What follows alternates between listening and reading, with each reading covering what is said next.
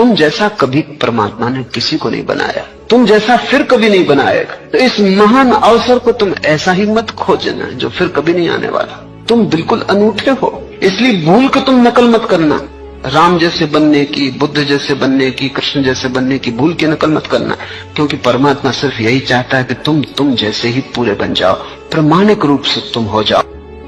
तुम जैसा कभी परमात्मा ने किसी को नहीं बनाया, तुम जैसा फिर कभी नहीं बनाएगा। तो इस महान अवसर को तुम ऐसा ही मत खोजना जो फिर कभी नहीं आने वाला। तुम बिल्कुल अनूठे हो, इसलिए भूल के तुम नकल मत करना। राम जैसे बनने की, बुद्ध जैसे बनने की, कृष्ण जैसे बनने की भूल के नकल मत करना, क्योंकि परमात्मा सिर्फ यही चाहता है कि तुम जैसे ही पूरे बन जाओ, प्रामाणिक रूप से तुम हो जाओ।